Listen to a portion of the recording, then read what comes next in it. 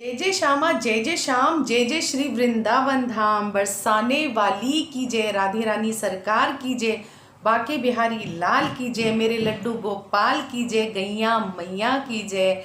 और सभी कृष्ण प्रेमियों को, श्याम प्रेमियों को, राधा प्रेमियों को राधा अष्टमी के पावन पर्व की हार्दिक हार्दिक हार्दिक शुभकामनाएं। और हम सभी मिलकर राधा अष्टमी का त्यौहार मना रहे हैं जो 4 सितंबर 2022 को मनाया जा रहा है। तो आप सभी राधा अष्टमी का त्यौहार पूरे हर्षोल्लास के साथ मनाएं। और मेरे पास बहुत सारे अनेक प्रश्न आ रहे हैं, तो हर प्रश्न का आंसर देना पॉसिबल नहीं है, तो इसीलिए मैं एक वीडियो बनाकर आपके साथ में ये शेयर कर रही हूँ कि आपके देखिए मैंने सभी के प्रश्न यहाँ पर लिख लिए हैं। तो पहले मैं प्रश्न आपको बता देती हूँ किस प्रकार से प्रश्न आ रहे हैं। और थोड़ा सा काम चल रहा है, डिस्टरबेंस हो सकता है, तो उसके लिए मैं माफ़ी चाहूँगी आपसे। तो राधा अष्टमी कैसे मनाएं, राधा जी को क्या भोग लगाएं, राधा जी को किस प्रकार से वस्त्र पहनाएं, और राधा जी का जन्म कराना है या नहीं कराना है, और व्रत रखना है कि नहीं रखना है, श्रृंगार का सामान का हम क्या करें जो भी अर्पण करेंगे।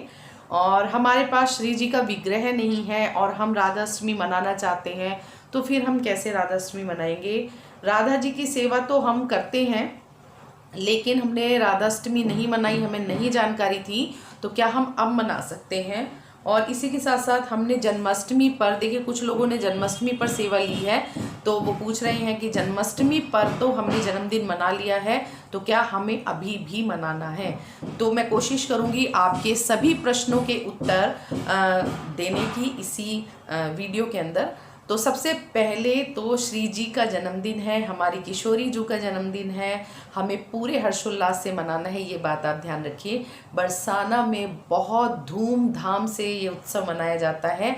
अगर आपको बरसाना जाने का अवसर मिले तो आप ज़रूर से जाइए, और अगर मुझे मिलेगा तो मैं आपको दर्शन करा ही दूंगी। बरसाना को दुल्हन की तरह सजाया जाता है, अटारी को, महल को लाइटों से, जगमगाहट से सजाया जाता है, बहुत बड़ा मेला लगता है, बहुत नृत्य, संगीत इत्यादि झांकियाँ आदि सजाई जाती हैं। तो राधा जी का जन्मोत्सव बहुत हर्षोल्लास के साथ मनाया जाता है। और राधा जी का जन्म जो है वो रावल में हुआ था, और श्री कृष्ण का जन्म जो हुआ था वो गोकुल में हुआ था। तो कंस जो है अपने राक्षस भेज रहे थे बार बार उन्हें मारने के लिए, प्रताड़ित करने के लिए। तो नंद बाबा और वृषभानु जी ने सलाह की कि हमें यह जगह छोड़ देनी चाहिए, और वो वहाँ से शिफ्ट हो गए थे अपनी पूरी प्रजा को लेकर।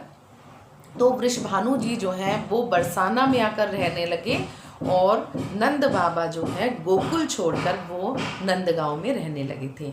तो तब से इनको बरसाना वाली कहते हैं। वृषभानु जी के नाम पर इनका बरसाना जो है नाम पड़ा है। बहुत बड़ा उत्सव होता है राधा अष्टमी पर, और खुद हमारे बिहारी जी जो है वो राधा रूप में सजकर तैयार होते हैं, श्रृंगार उनका राधा रूप में होता है। और वृंदावन में भी बहुत बड़ा उत्सव होता है, क्योंकि इस दिन स्वामी हरिदास जी का जन्मदिन भी मनाया जाता है। तो बहुत बड़ा जलसा होता है, बहुत बड़ा रथ यात्रा निकाली जाती है, और हमारे बिहारी जो है वो निधिवन जाते हैं हरिदास जी से मिलने के लिए। तो बहुत बहुत भव्य, पूरे ब्रजमंडल में भव्य कार्यक्रम का आयोजन होता है। लेकिन अब प्रश्न आता है हम तो अपने घर में राधा अष्टमी कैसे मनाएं। तो देखिए राधा जी का प्राकाट्य जो हुआ था, उनका अभिषेक बरसाना में सुबह 4 बजे कराया जाता है, ठीक है। तो आप भी सुबह जल्दी उठकर उनका अभिषेक कराइए, और अगर आपके पास लड्डू गोपाल की और राधा रानी की सेवा है, दोनों को आप अभिषेक कराइए, दोनों का श्रृंगार कीजिए आप। और श्री विग्रह है राधा रानी का और बिहारी जी का, तो आप उनका भी अभिषेक कराइए। और अगर आपके पास कुछ भी नहीं है तो आपके घर में राधा कृष्ण भगवान की फ़ोटो होगी, तो फ़ोटो को आप पंचामृत बनाकर आप छींटा दे दीजिए, जल का छींटा दे दीजिए। तो आप उस प्रकार से उनको मानसिक रूप से अभिषेक कराइए, और फिर आप अपनी लाडली लाल का भव्य श्रृंगार कीजिए, 16 श्रृंगार कीजिए, उनको चंद्रिका पहनाइए, उनके श्रृंगार में कोई कमी ना रहे, इस चीज़ का आप ध्यान रखिए। आपको उनको पूरा श्रृंगार कराना है और उनका सबसे पसंदीदा कलर जो है वो नीला है। आपको नीले रंग के वस्त्र उनको भी पहनाइए, खुद भी धारण कीजिए, परिवार वाले भी आपके नीला वस्त्र पहने। लेकिन कुछ भक्तों का प्रश्न है कि हमारे पास नहीं है नीला रंग और हम ला भी नहीं सकते, तो कोई बात नहीं, हमारे तो सरकार जो है वो भाव के भूखे हैं। जो भी आपके पास हो वो धुला हुआ साफ सुथरा आप वस्त्र पहनाइए उनको। और हमारी किशोरी जू का सबसे पसंदीदा जो भोजन है वो अरबी है, तो आप सूखी अरबी, गीली अरबी और सबसे ज़्यादा उन्हें दही अरबी पसंद है, तो आप दही अरबी का भोग लगाइए। और अरबी की पकौड़ी जो भी आप बना सकते हैं अरबी का बनाइए। और आप उनके लिए 56 भोग भी बना सकते हैं, 21 भोग बना सकते हैं, 11 भोग बना सकते हैं। मतलब जैसे हमारे यहाँ त्योहार पे भोजन बनता है, खीर, पूड़ी, सब्जी, हलवा, जो भी आपके यहाँ बनता है वो आप बनाइए, लेकिन साथ में अरबी का भोग आपको ज़रूर लगाना है।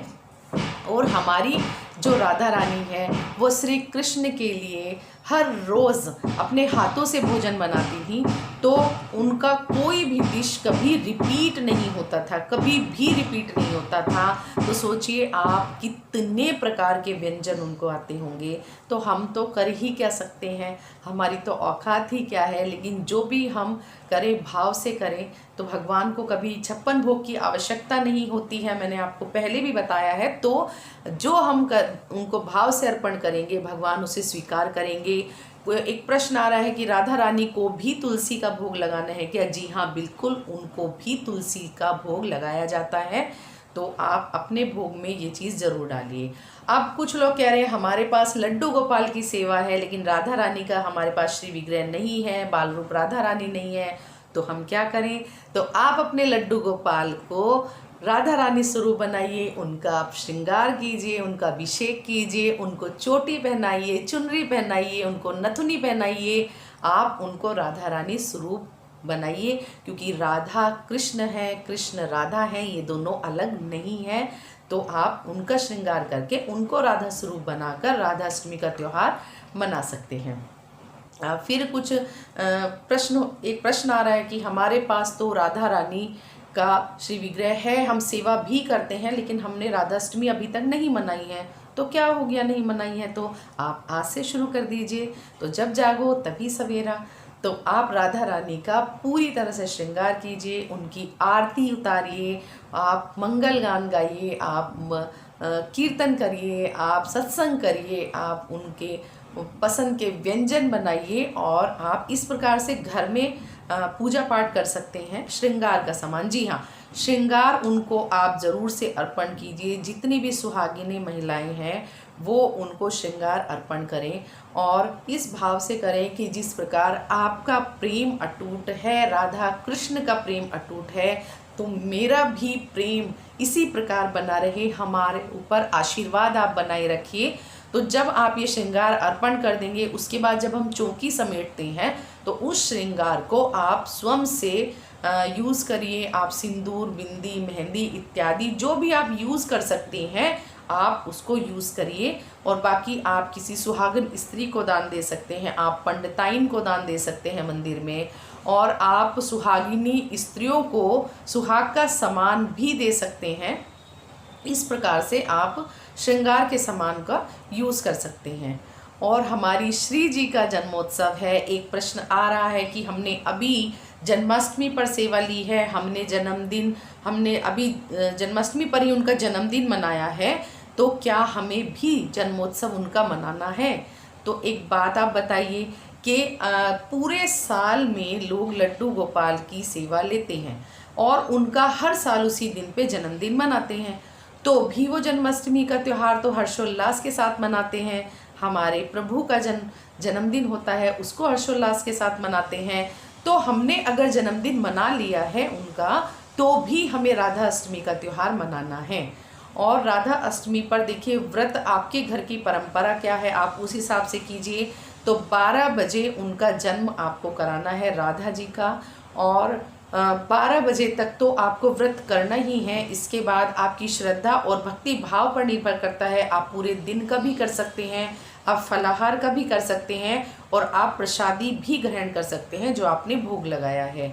तो 12 बजे तक, तो 12 तो ऐसे ही बच जाता है श्रृंगार करने में और सब तैयारियां करने में। उनका अभिषेक आप कराओगे, उनका श्रृंगार करोगे, भोजन बनाओगे, उसी में 12 बज जाता है। तो आपको ठीक 12 बजे दोपहर के जन्म कराना है। हमारे श्री कृष्ण भगवान रात के 12 बजे उनका अवतरण हुआ था और हमारी राधा रानी दोपहर के 12 बजे उनका अवतरण हुआ था। इसी के साथ प्रश्न आ रहा है कि जिस प्रकार हमने लड्डू गोपाल का खीरे से जन्म कराया है तो क्या हमें इनका भी जन्म कराना है? तो जी नहीं, आपको खीरे से जन्म नहीं कराना। हमारी राधा रानी कमल के फूल पर प्रकट हुई थी, तो अगर आपको कहीं से कमल का फूल मिल जाता है तो आप उन पर इसको बिठाइए। तो इनके जन्म की कथा भी मैं आपको बता देती हूँ। वृषभानु बाबा और कीर्ति मैया जो है, उनके कोई संतान नहीं थी, तो वो रोज यमुना जी के किनारे जाती थी और प्रार्थना करती थी कि मुझे एक पुत्री आप दे दीजिए।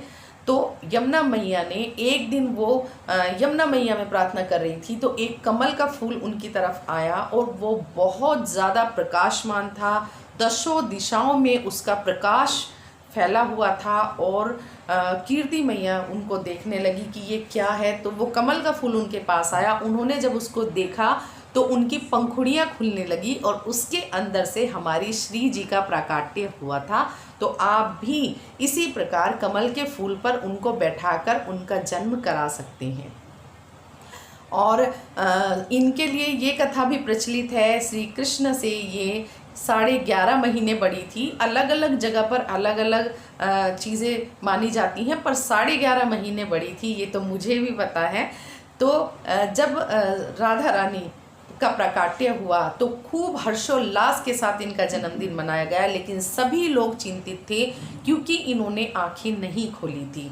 और उसके बाद नंद बाबा के यहाँ लाला भयो, तो उनको देखने के लिए वृषभानु जी, कीर्ति मैया इनको लेकर गई हैं। तो वहाँ पर यशोदा मैया श्री कृष्ण को पल्ले में झुला रही हैं और तब राधा जी ने पहली बार श्री कृष्ण को देखा था, तब इन्होंने आंखें खोली थी। तो इतना अटूट प्रेम इनका, इनके प्रेम का व्याख्यान हम शब्दों में नहीं कर सकते। तो राधा अष्टमी से संबंधित जितने भी प्रश्न थे मैंने ले लिए हैं। अगर इसके बाद भी आपका कोई प्रश्न रह जाता है तो आप मुझे कमेंट बॉक्स में कमेंट करके पूछ सकते हैं। और वीडियो को लाइक, कमेंट, शेयर कीजिए और चैनल सब्सक्राइब नहीं किया है तो ज़रूर से सब्सक्राइब कीजिए। जय श्री राधे।